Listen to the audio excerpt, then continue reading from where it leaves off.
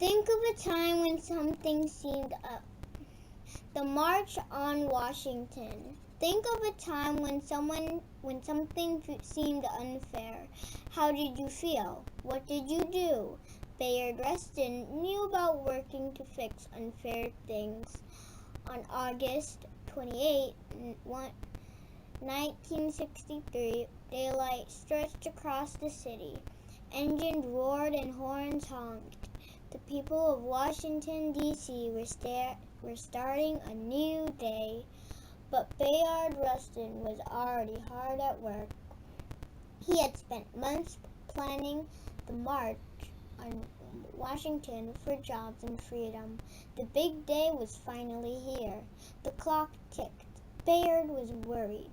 What if people did not come? He did not worry for long.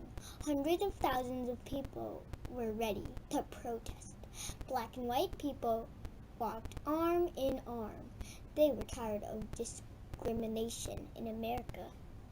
That day at the event, Dr. Martin Luther King Jr. gave his famous I Have a Dream speech. His speech gave many African Americans hope.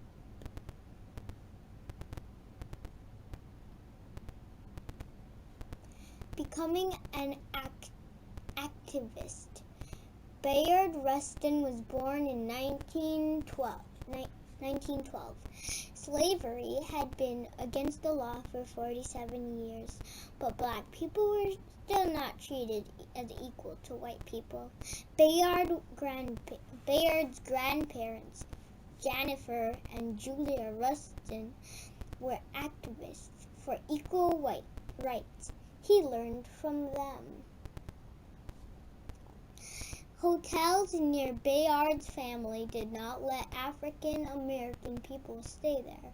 Jennifer and Julia Rustin let visiting leaders stay with them instead. The visitors were part of the civil rights movement. Bayard met these leaders and learned from them too. Famous guests. The Rustin family had some famous guests when Bayard was young. The activist W.E.B. Webb, Du Bois, and James Weldon Johnson came to visit many times. At that time, black and white children had to go to different schools. Signs on buses told black people where to sit. They had to drink from different water fountains. It was the law, but it wasn't fair. Bayard wanted to work for equality. He had learned from his grandmother's Quaker beliefs. He went to college with the help of African Methodist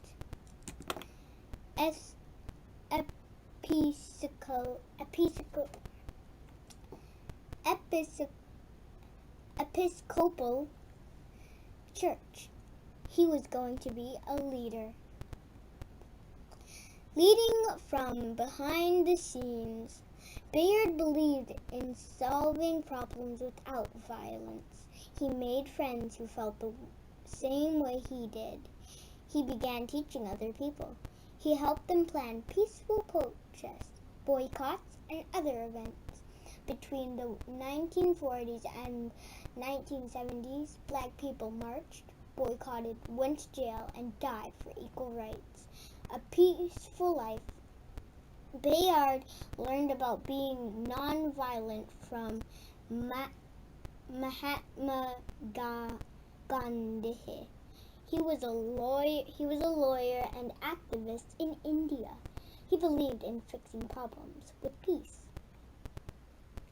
Bayard Rustin had a special place in the civil rights movement. He did not give famous speeches like some people. Instead, he planned and organized. He helped people run equal rights groups. He showed them how to write unfair laws without being violent. Some people treated Bayard unfairly because he was gay.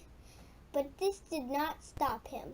The police arrested Bayard several times for his protest, but he did not quit.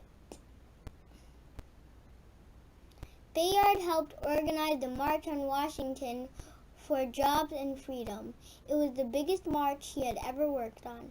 Bayard was an important leader on that important day. He helped make big changes for the civil rights movement and for the United States. Bayard's hard work didn't end once the March on Washington was over. He continued to work hard, organize, and lead, all from behind the scenes. Bayard believed that nonviolent work for equality could change the world. He proved that there are many ways to be an important leader and make a difference. We need in every community a group of angelic troublemakers. Timeline.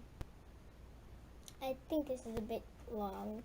This is a bit long. Bye. Make sure to subscribe, like, and share. Peace out.